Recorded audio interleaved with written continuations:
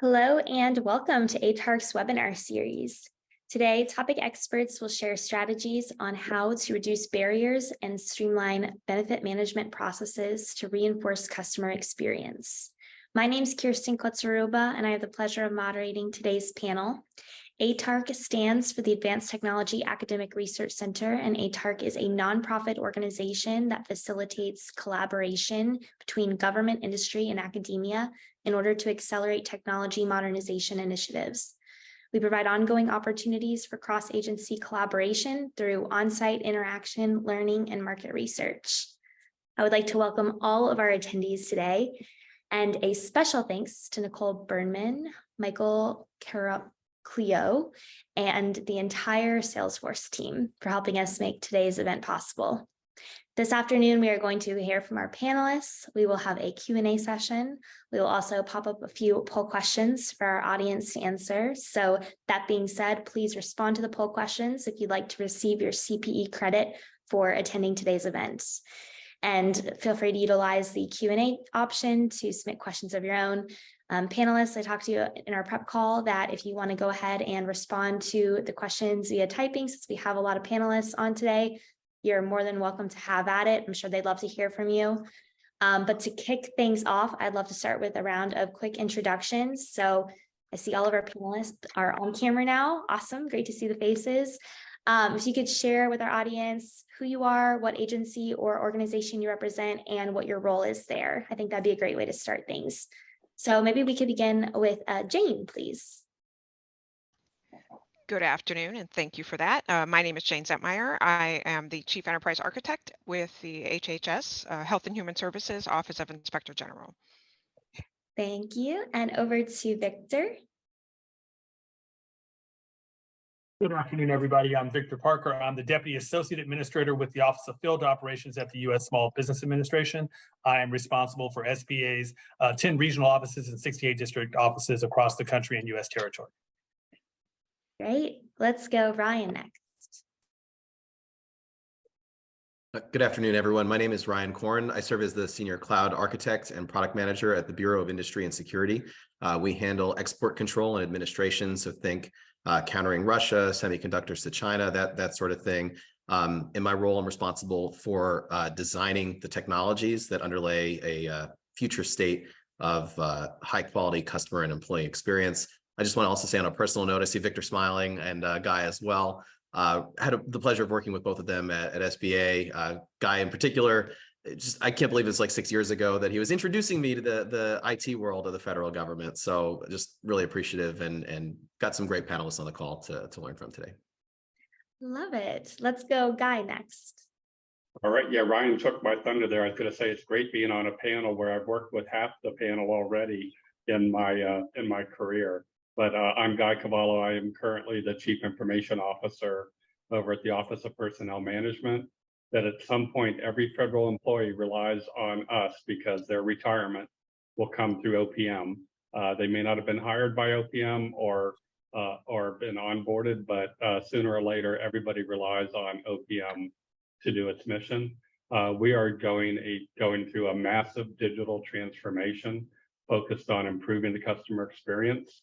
The customer experience today is pretty horrible, is the best technical term to describe where we are. But the good news is we know that. We're investing in it. I applied for and received TMF funding to modernize our website and make it easier to use.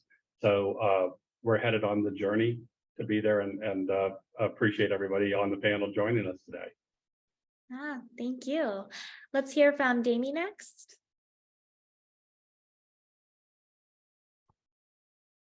Hi, everyone. My name is Dami Akimade. I'm the UX lead of the Experience Lab within OIT at the U.S. Securities and Exchange Commission. The commission oversees the securities exchanges, broker-dealers, investment advisors, as well as mutual funds in an effort to promote fair dealing. Also involved with the disclosure of important market information and help prevent fraud. So nice to be here. Yeah, great to have you here. Thank you, Dami. And Rod, let's hear from you next. All right. Hello, everyone. I'm Rod Bremby. I'm a regional vice president at Salesforce. I work in the digital transformation space, and I have the privilege of leading a team that's responsible for developing industry and go-to-market strategy for our global public sector business unit. Fantastic, thank you. And Colonel Ed Teague. Good afternoon, everybody. I'm Colonel Ed Teague. I am the CIO at the United States Military Academy. We too have spent a fair amount of effort going through an IT transformation, which concluded in 21. We're now in a modernization phase, and really look forward to having the discussion today. Yeah, fantastic. So I'm going to start by calling panelists in no particular order to help answer these questions. But because we may not get to every single panelist for every question, if you're really excited to jump in, please just use the raise hand icon and I'll be sure to call on you. Otherwise, I'll try and make sure everyone gets enough time to speak on each topic. But the first thing I want to cover is around constituent expectations. So what can your constituents expect when they interact with you? And I'm going to call on Ryan to answer this one first. A part of this question too is, why are these expectations so important for the government to meet or exceed? Yeah, thank you so much, Kirsten. I think it's important to start off with who our customers are at the Bureau of Industry and Security. There are a variety of stakeholders, but one of the main things that we do in terms of engaging with the public is ensuring that anyone who's interested in exporting any technologies is aware of what the Export Administration regulations are, is able to comply with them, and then if necessary, submits an application for a license to us for particularly controlled goods and services and data to export. So we work with folks at law firms, trade administrations, different, all kinds of companies that everyone here on the panel probably has heard of, to make sure that they are able to comply with the AR and that we're protecting our national security interests while also enabling as much free flow of trade as possible. So that's our customer base. To answer your question directly, I think, unfortunately, they don't really expect very much of us at the moment because we don't really have a history of providing high quality customer service, efficient and standardized decision making. And so that's something that we're working very hard to change. At our last export control conference, we had an annual conference where we initiated a customer listening program called BIS Connect. And everyone indicated that they were extremely interested in the things that we had planned, such as a new website to be able to find regulations and controls that might be relevant to them a lot easier, a new portal to enable rapid decision-making on license applications, and then just general information alerts if they may be subject to or in the vicinity of an export enforcement case, right? And so these are things that really got their eyes opened because folks have just been, I don't want to say satisfied, but just really disenfranchised in the customer experience that we've been providing. And so as we've been having these conversations and as we've been releasing capabilities one after the other that'll improve the customer experience, it's really opened everybody's eyes to say, oh, wow, we can have higher expectations and that this will improve not only our business dealings, but our national security as well. I think one related point is that if we take a really long time in administering our licensing process, that means that goods are sitting in a shipping container at a port waiting to ship. And that means that they could be losing hundreds of thousands, millions of dollars per day in unsold goods. So everybody understands the importance of what we're trying to do. But I think everybody, especially seeing now that they understand really the gap between where we are and where we have to go, understands the value of providing this, again, very efficient, rapid decision-making to enable that free flow of trade, even in the midst of a very difficult compliance and regulatory environment. Thank you, Ryan, for kicking us off there. Guy, do you have anything you'd like to add to this question next? Definitely. Like Ryan, I think our customers' expectations are shattered when they actually come to our website and hope to have found something easy to find. We have a very traditional government website today, and that means that it's organized by our org chart, which only the people within OPM know what that means. So how do you know where you look for a retirement benefit? How do you know if you look for, hey, I want to get considered for a federal job? What can I find out about it? So we did some pretty extensive studies and we came up with 4 user personas that really capture the bulk of people that will attend want information from OPM. The first one are our current federal employees. Our number one website hit is the federal payroll tables. So federal employees want to see what's the next pay raise, what's their next step increase, are they at the top of the scale? But to get there right now, you have to click about 3 or 4 times. But federal employees go through changing jobs, having change in their family where they need to change benefits. And right now they have to go to multiple places in OPM to find that. The other persona that's really important are our current federal retirees. As I started off with, every federal employee at some point is going to rely on OPM to be their source for their retirement future. Again, as a retiree, you can continue to purchase your federal health insurance. You can continue to purchase life insurance. You'll have a pension or your thrift savings plan, or some type of retirement. But so that's a totally different look at OPM than a current federal employee. The other one I mentioned is a federal job seeker. Okay, I've looked in the private sector. I'm not happy what's there. What are my options in the federal government?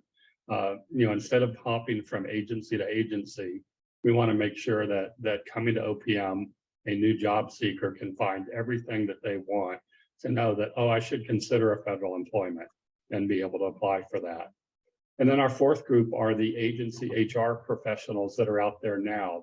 They want to know, what's changed. We know that we're in a hybrid world of work today, so telework rules have changed. So the HR professionals in each agency wanted to make sure that they're up to date on OPM's latest policies. So that's the way we're going to design our new website, which we're going to go from an on-premise data center hosted website to a cloud hosted website.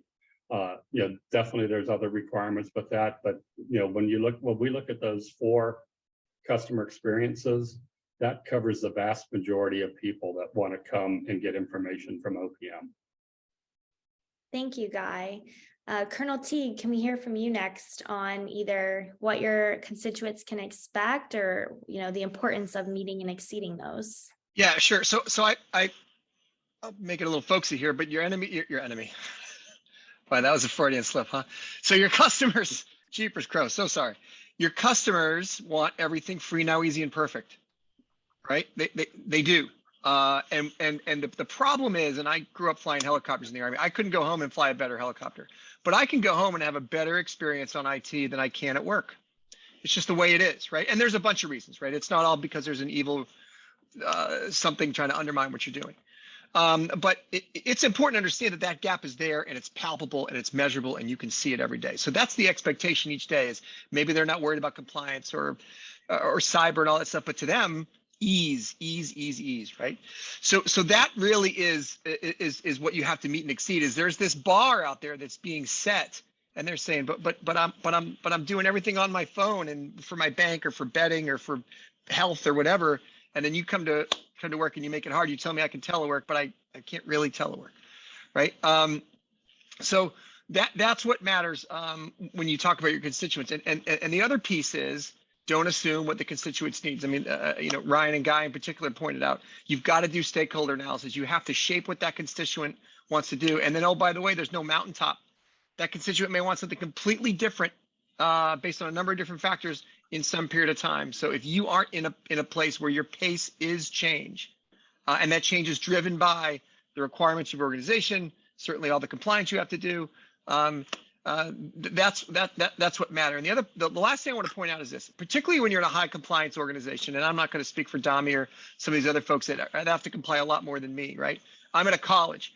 I have to have a reason not to share with you, as opposed to when I'm Colonel Teague out in the Army, right? I have to reason to share information with you. But in a high compliance organization, your customers and the customer agents that are talking to them and the way that they interact with you, they will tell you how good your processes are, right? So that's the opportunity in a high compliance organization. Oh, we have to comply, and compliance getting in the way of meeting the mission. That's where you're going to find it. You're going to find that friction right there. So again, if you want to find out what your stakeholders need, where your opportunities are for efficiency, it's actually a terrific opportunity. Thanks. Yeah, thank you. And Rod, coming from the industry side, I would love to hear your perspective and your take based on what's been shared so far. Absolutely. 3,500 customers that we work with have constituents that truly expect modern, frictionless experiences. Before coming to Salesforce, I had the privilege of leading a human services organization at the state level, and we served about a third of the population. And over my 8 years there, we didn't have a single resident say that they woke up that morning excited to come down and apply for benefits. No one ever says that.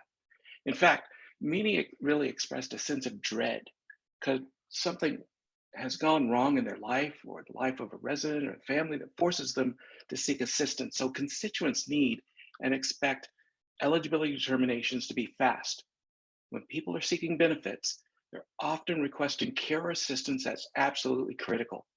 They might need cash for rent or payroll or supplemental nutrition assistance to help feed their family. I mean, it's the basic stuff. And then they want to be known.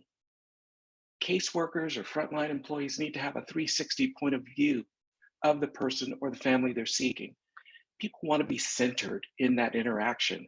They don't want to be a task or a number or a case number to execute. So caseworkers need to have the right information about the constituent that they're serving or that they're trying to serve. And that data can lie all across the enterprise. And then while serving each and every unique person with unique circumstances, you need to make sure that you have access or accessibility across multiple systems, because it can be difficult for caseworkers to get the context that's right to help the client holistically. So again, at the same time, executives face challenges in measuring and reporting their impact, outcomes, but it's difficult to gain those insights when only a partial picture is available because the systems don't talk to each other. I happen to believe fundamentally it's about trust. As the last speaker was saying, constituents expect their government digital engagement to be on par with the other engagements that they have through their phones, when they go to Amazon, when they sign up for other things like gaming. So when government doesn't stack up, it invites distrust.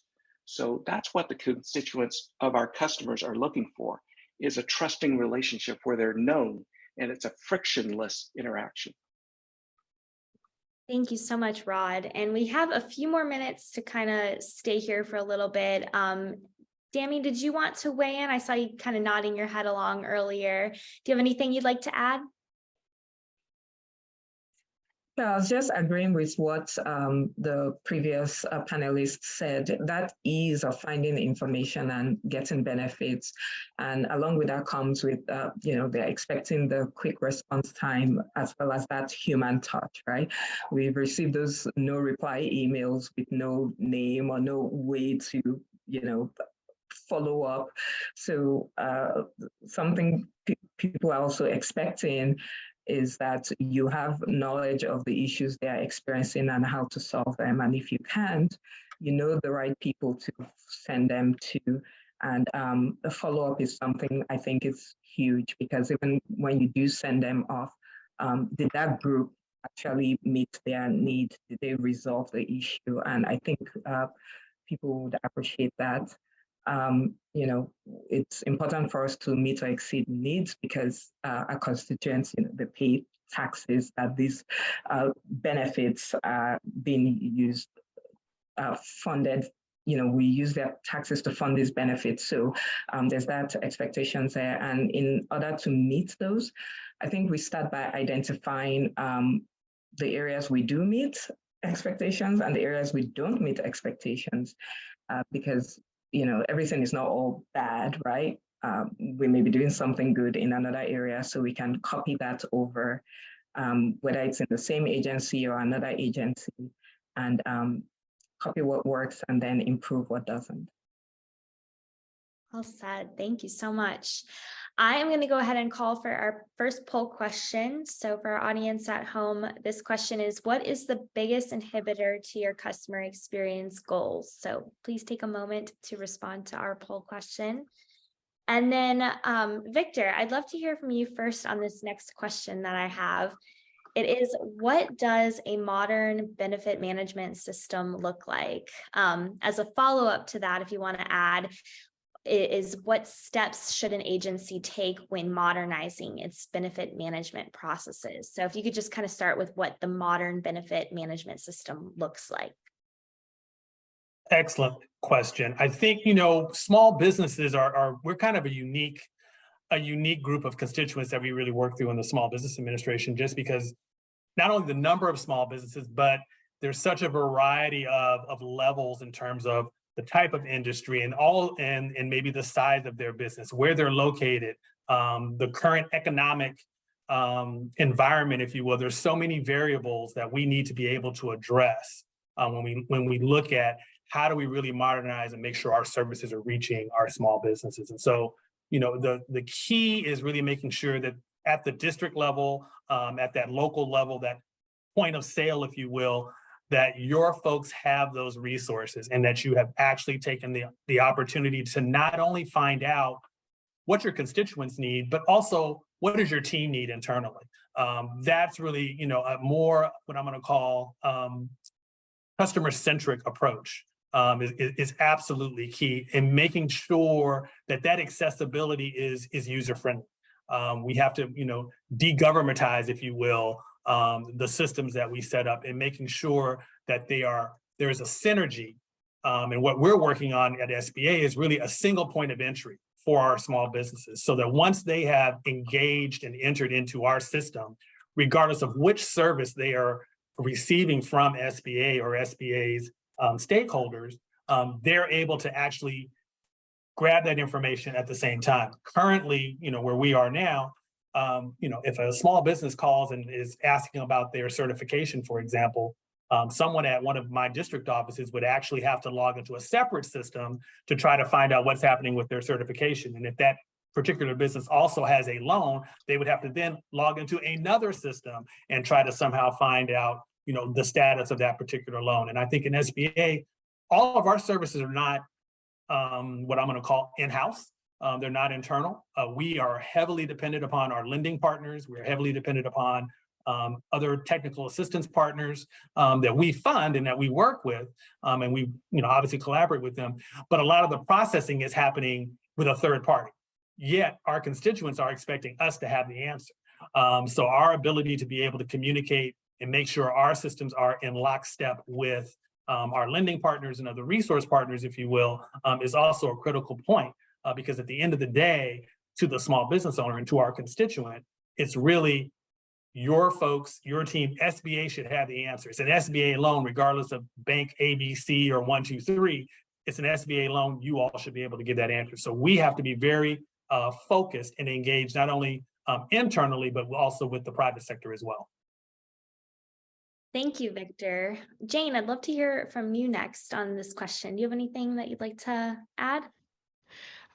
So I think, sometimes it's where do you start is always a difficult thing. And one of the things I found in a lot of modernization efforts is it isn't always just one team that does it. It's a culture change across the organization, and it takes everybody. It's not always IT may be leading the effort, but you need your data folks, you need your budget folks, you need your acquisitions folks.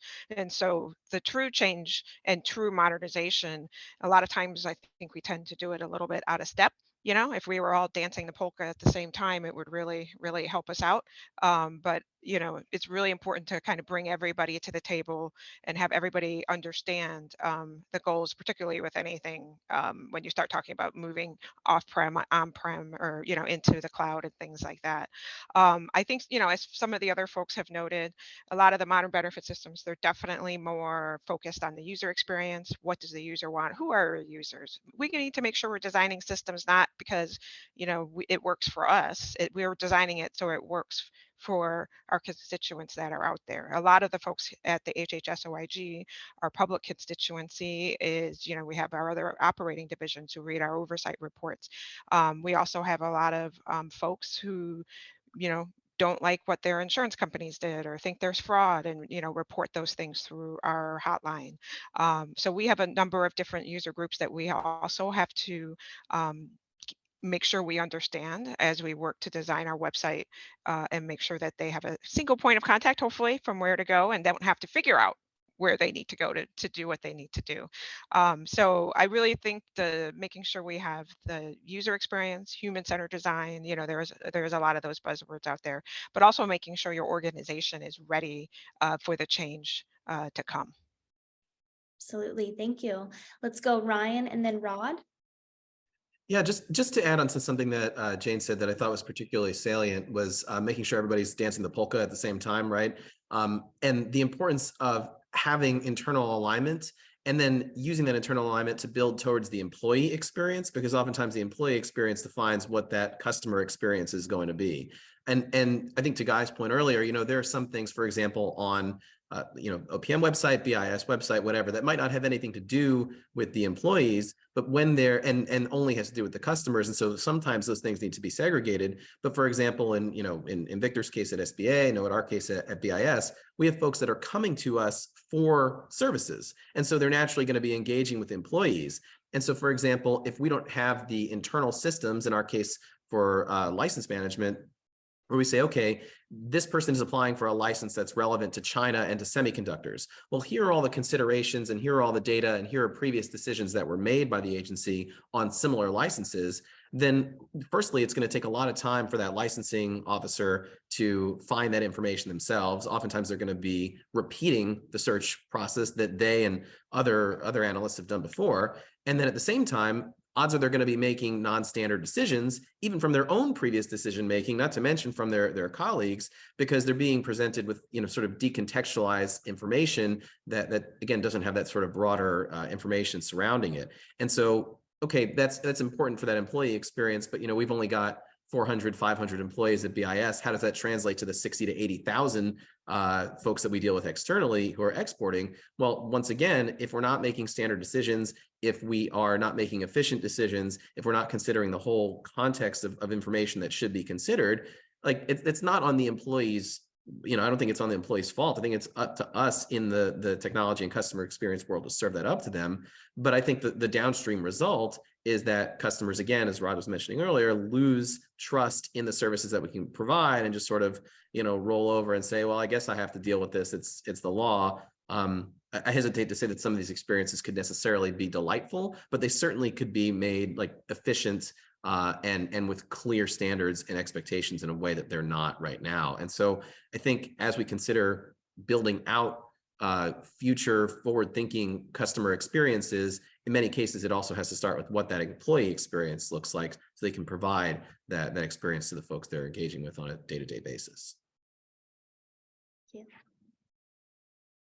Go ahead, Rod. So, yeah, I couldn't agree more. I want to foot stomp those comments. We had a survey or a report a couple of years ago. It was only 18% of folks believe that government focuses on the customer experience in providing services. So their expectations are pretty low. But Gartner talks about this total experience. And so modern benefit management systems take that into consideration. It's about the customer, it's about the worker, and then it's about that interaction between the two of them. So front door, what happens behind the scenes, and how they interact. We can't have workers swivel chairing between systems and expect a delightful experience for the customer. But there are four key components of a modern benefit management system from the technology side. One is a simplified benefit search, so that sometimes they don't know what all the benefits are or what's available, but can they search on it? Can they enroll or apply easily? And then is there a notification process?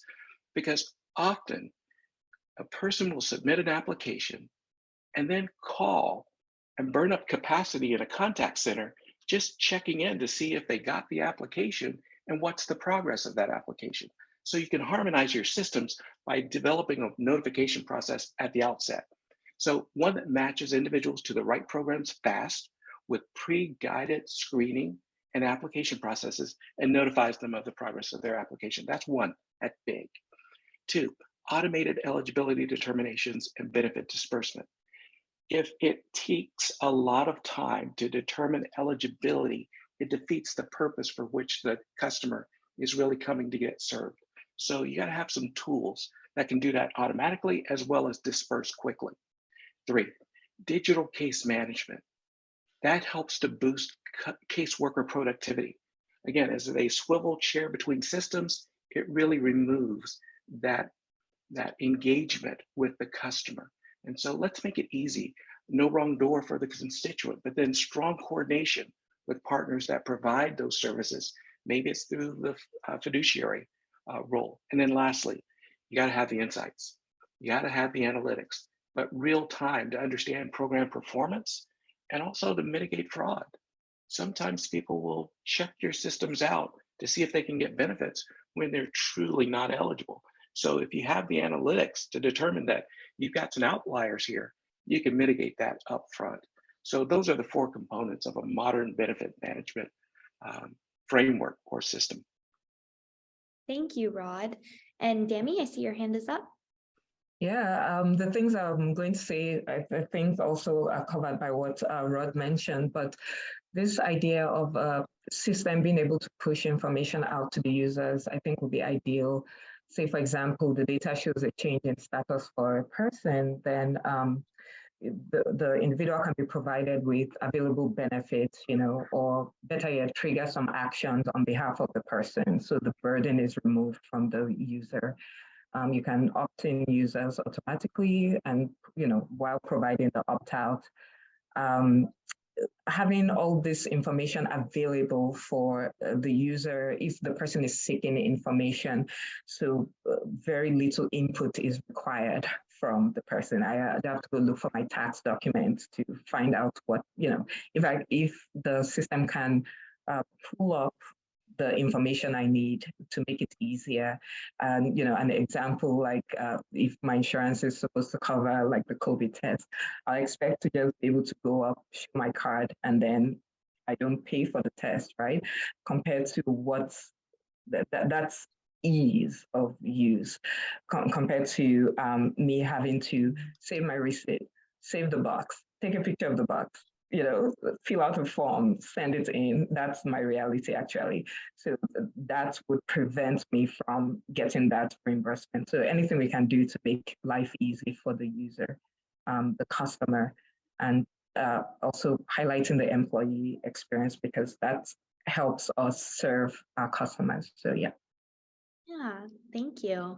Guy, I'd love to hear from you next. If there's anything additional you'd like to weigh in on based on what's been shared so far. No, I think that the team has covered a lot of it. Again, one long lesson on technology modernization. Again, I mentioned earlier about us doing the customer experience work. I also need my employees to support the system. And I've seen IT programs where they go out and build something perfect for the customer and never did their own homework on how's this impact my employees? Did I just make their job 10 times harder, or did I make it 10 times easier? So when you fix your customer experience, make sure that you also are evaluating the impact on your employee experience. The real home one is when you fix both of those at once, you've really nailed it. Well, I said that's something I want to make sure we don't overlook. I find a lot of agencies will outsource doing that customer experience research, and so they will tell the contractor, my customers are X, Y, and Z. Ryan highlighted some of companies and organizations with that, but then they forget to do the internal research too. So you want to make sure you cover both bases. Absolutely, thank you. I'm going to call for poll question number 2 next, but in the meantime, if our panelists could go look over in the Q&A chat, we had a question come in from H. Ahmed, so maybe we'll respond to that in just a moment. But poll question number 2 for our audience at home is up on the screen. Please respond to which of the following factors you consider important for a positive CX within the federal government. All right, and again, so if anyone wants to answer our audience question, just go ahead and raise your hand. Ahmed writes in public sector spaces, sometimes CX priorities are more disproportionately focused on external users as customers. His question is, how can technologists, leaders, and strategists use a holistic approach that also takes into consideration that employees as internal users and also members of the public, depending on the mission services provided, are also CX customers with equally important interaction needs. And I see Colonel Teague's hand is up if you want to go ahead and share with us your response. Yeah, so I'm a system engineer by trade, and so it really comes down to, I mean, you're going to find out about who uses your system. It's just stakeholder analysis. Define your stakeholders, right? And I had that slip of the tongue with enemy before. When you're, engaged in, let's say a kinetic operation, right? Your enemy is a stakeholder. They get a vote. They're voting with bullets, right? But so if you don't sit there and do a holistic look at who your stakeholders are, because we're talking about, customers versus employees, right? There's subtleties from top to bottom on that. What does your CFO think? What does in my case, your G8 think, et cetera, et cetera. So we went through a massive transformation. We're going through a massive transformation at the United States Military Academy of our facilities. We built a construction plan that the Army has taken and built its own construction plan around us because of the way that we did our plan. I'm not patting myself in the back, but the approach we took was, there's lots of different things to call it, but we call, a systems approach. What's the need? Who are we serving? How do we know we're done? And I really do think that it starts with stakeholder analysis, which creates your problem statement. And that's how you know you're done with tackling that problem. Thank you. We'll go Victor and then Ryan. Go ahead, Victor. Yeah, I was just gonna just really follow up on what the Colonel said in terms of really taking a look at your customers, because they're going to drive you to what you need to work with and how you can get the support internally from your employees, because that feedback and assessing their responses to either whether it's your survey or feedback in terms of their experience is really going to help to drive that. And you can really share that with your team so that they are part of the process all the way through. That's going to be absolutely critical. So you really can leverage that external component of it and then loop it back in whoever's working with those external folks. So for example, with SBA, not only with our small businesses, but we also need feedback from our lending community, like I referenced before.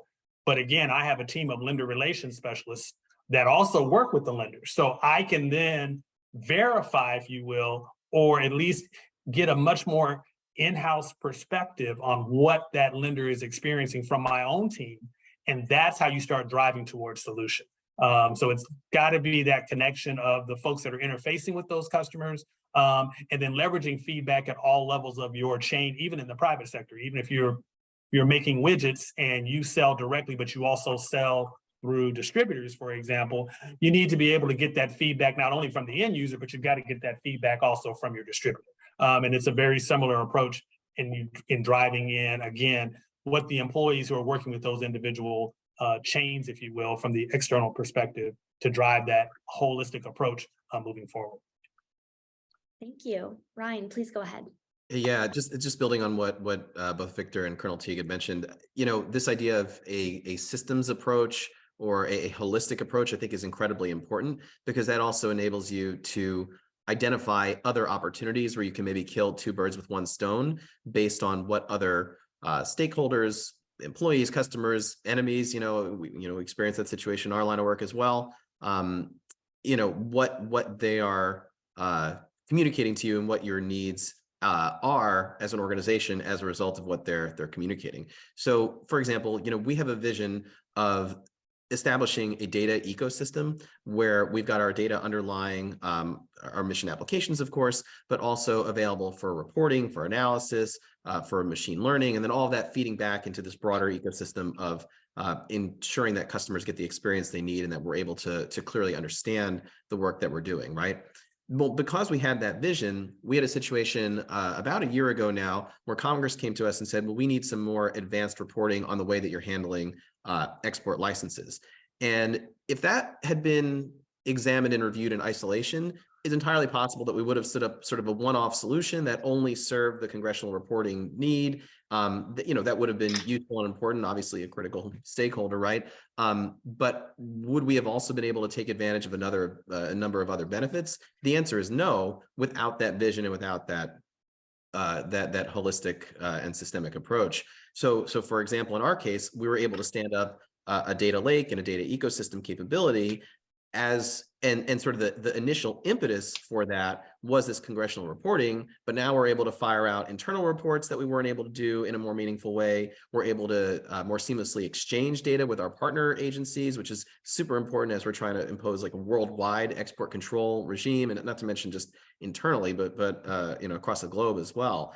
And so, yes, we had that one stakeholder need, and sure, it rose to the top of the pack because it was congressional reporting, but it enabled us to solve several other problems that we had on our radar, because again, this vision that we had in general was comprehensive.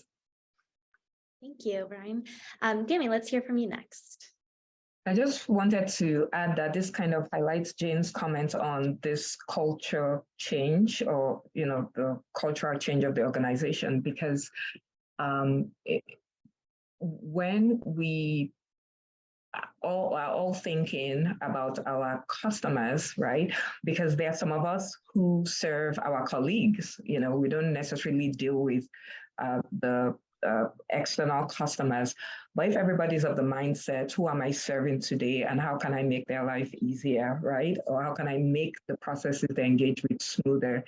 I think everybody having that same mindset would make things better, so to speak. So even when you think about doing timekeeping, right? If it takes a lot of time for fellow employees to fill out their timesheets, that's taking time away from what they could be helping external customers with, right? So I think everybody taking ownership of this idea and again, buying into the idea of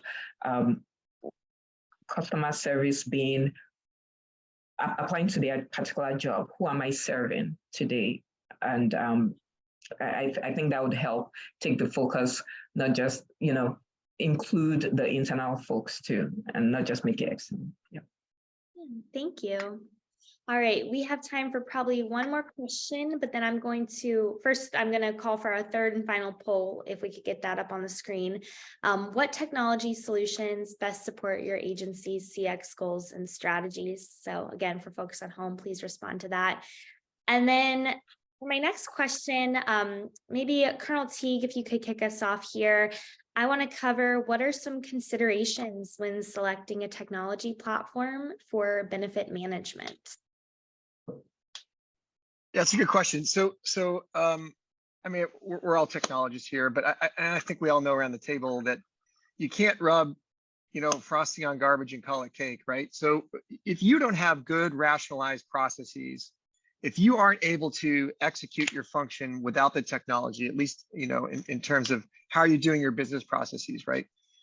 You have to have a technology platform that satisfies that. When you look at how do you operate, how do you train your people, what is the stuff you need to make that happen? What do you need to tell your leadership? How do you educate your folks, which is different than leadership, right? Which is different than training, right? What kind of people do you have? What kind of people are you trying to grow internally? And then what kind of customers are you trying to attract? What facilities are you employing, right? We talk about cloud on-prem, right? There's a bunch of different versions of that. What kind of interaction do you want to have? And what facilities allow that? And then finally, policy. What policy are you subject to? What policy do you have control of?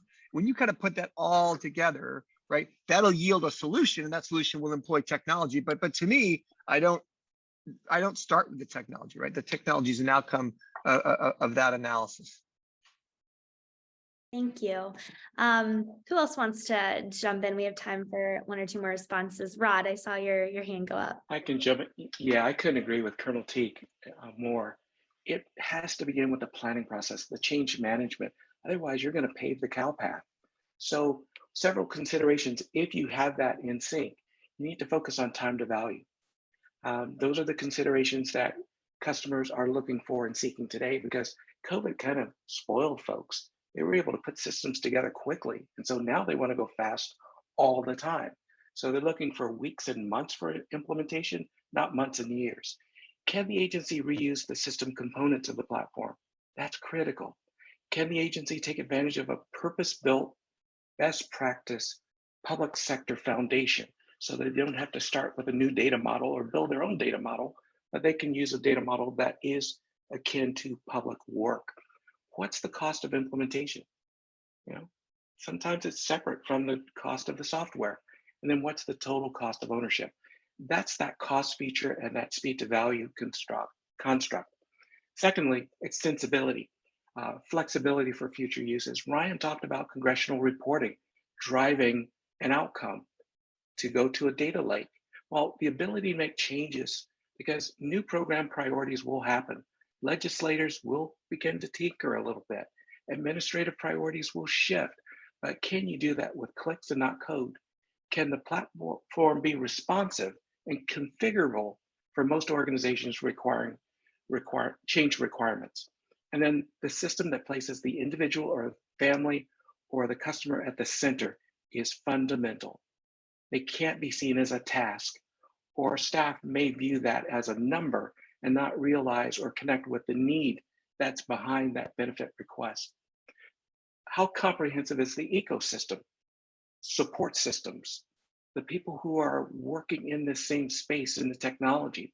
The bigger it is, the more robust it is, the more efficient and more innovation that you're likely to drive out of that experience. And then lastly, people are looking for automatic upgrades. What's the regulation or what's the regular phasing of innovation? What's the price of the next upgrade? We don't want people to modernize or go through a transformation process only to get locked into technical debt because it takes too much to get the next upgrade. At Salesforce, we do 3 upgrades a year. That's built into the price of the software.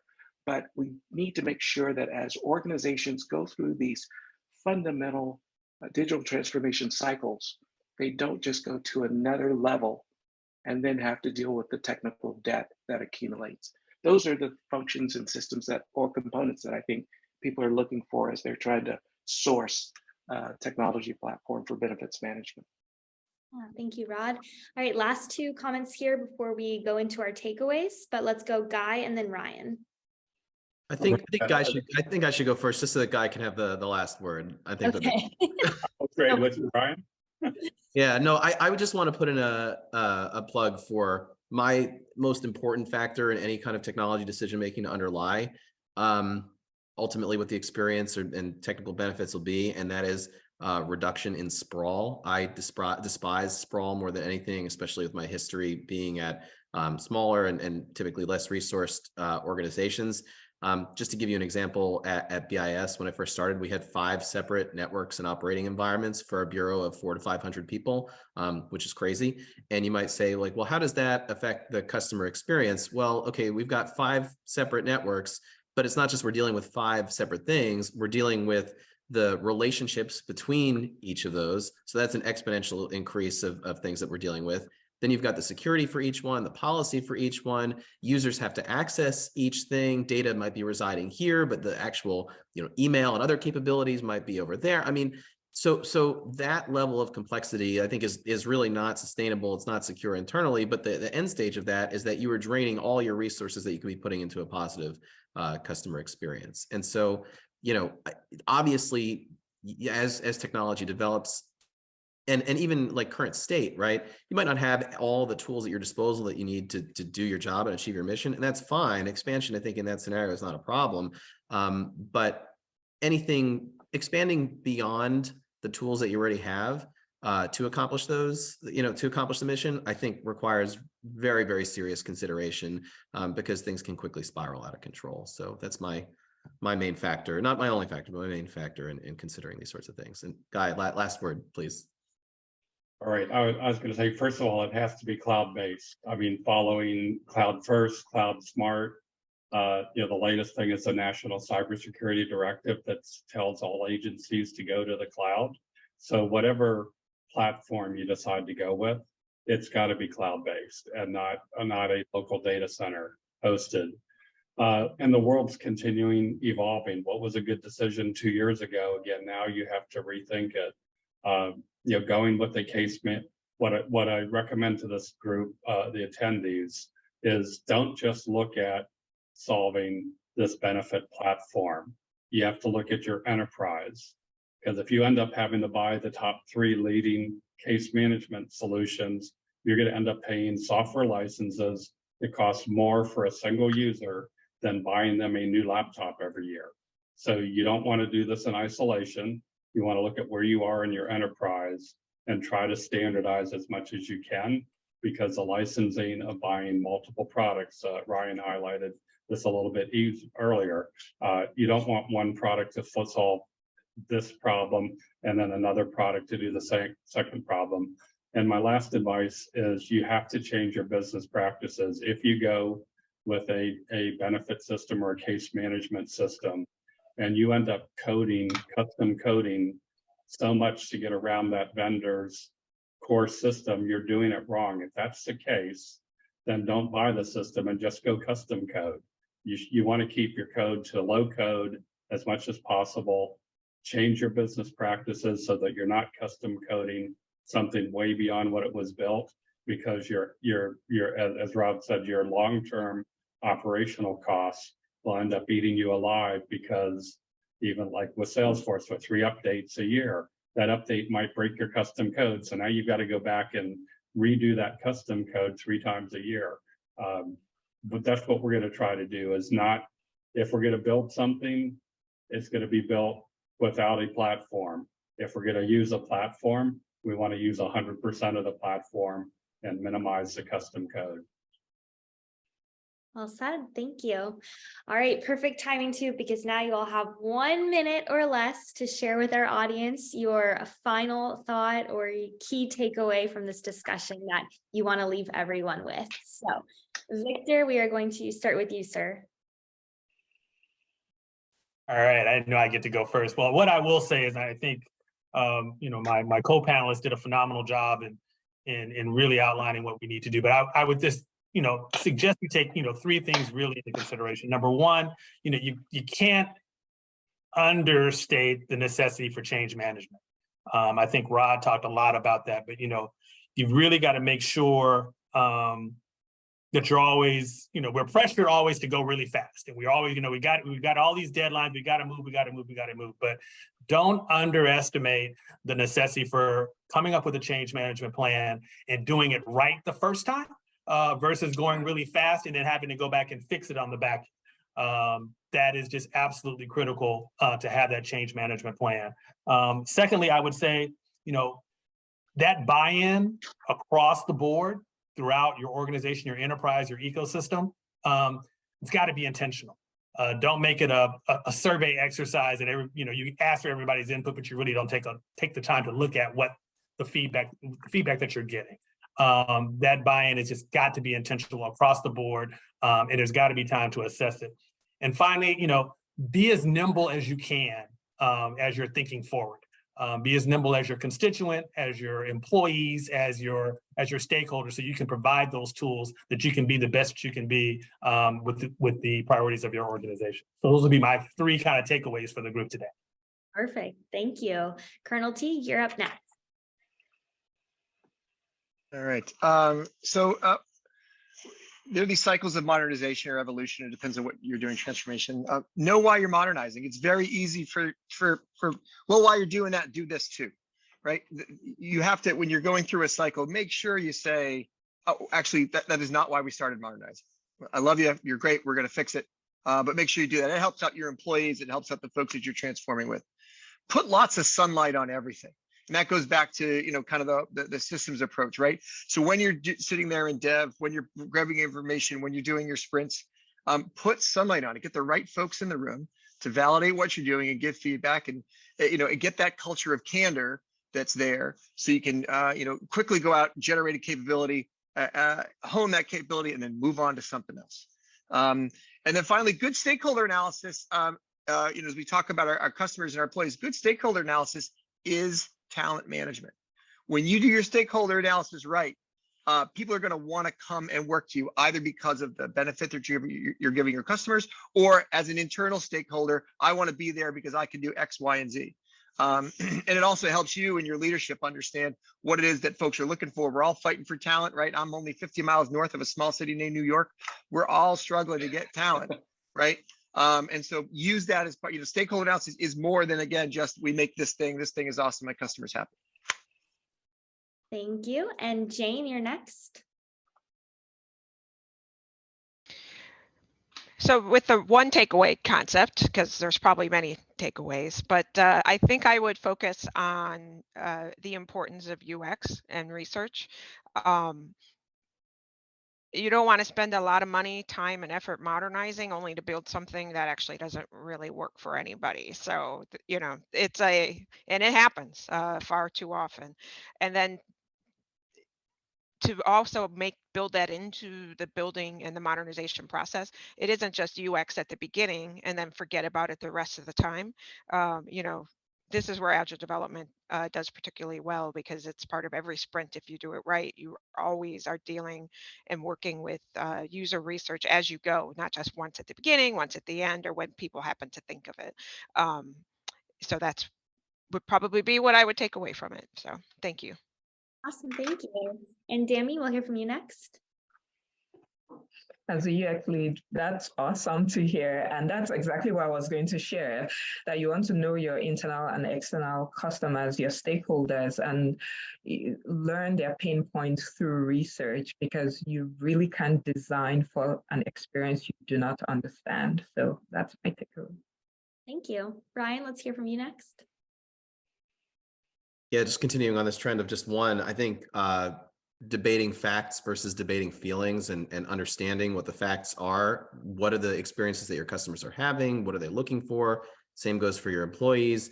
What is the alignment of those facts to the vision? Because you can't debate somebody's feelings, right? Including your own, for that matter. But you want to make sure to verify those through facts, so that as you're developing whatever the solutions are, and as you're marching towards the vision that you and your colleagues have articulated, you're continuously in alignment with that and challenging what your foundational notions might be, because they might be wrong.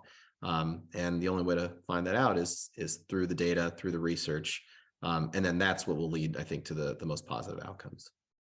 Great, thank you. And Guy, you're up next.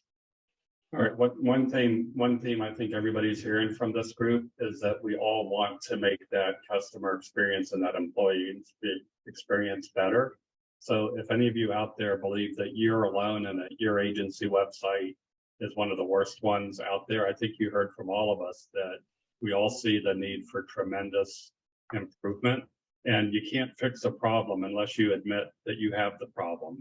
So I think what you heard out of this team is we've all admitted that we have some warts and we're willing to work on them. So I encourage you to do the same thing. Tackle the biggest problems on your customer experience. We will never stop. We need to keep improving, making it a better experience, because the world's going to keep changing on us, and we have to get better and better offering our services to the citizens. Fantastic, thank you. And Rod, we get to end with you, sir. Go for it. Oh, thank you. Really appreciated this experience and the invitation to participate today. I want to echo something that Ryan and Guy mentioned earlier on, and that is to be mindful about your approach for modernization. As Guy said, single point solutions can be problematic. Ryan was talking about the sprawl that occurs when you find a solution for another problem. If you can identify a purpose-built platform for which you can solve multiple problems while creating that same interface for customers as well as your frontline workers, then you're far down the path towards success. But Guy is absolutely right. You can't continue to pick and choose between these point solutions and then throw more code on top of it, because it just builds that technical debt that you're just trying to get out of. But I heard a lot of good stuff today, and I really appreciate the opportunity to participate with this panel. Great time today. Thank you. Yeah, thank you all. We did it. Thank you to our partners again over at Salesforce, and folks at home for joining us and sending in the questions. Our next event, if you liked this one, you'll probably like the next one. So it should be up here on the screen momentarily, I think. I don't see it yet, but either way, you can go register for it on our website. Thank you so much to our panelists for joining us today. And if you'd like to receive your CPE credit, the poll is up on the screen now, so we'll know whether we should mail it to you or not. And outside of that, I hope everyone has a great rest of their week, and we'll see you at the next one. Bye. Bye-bye. Thank you all. Thank you very much.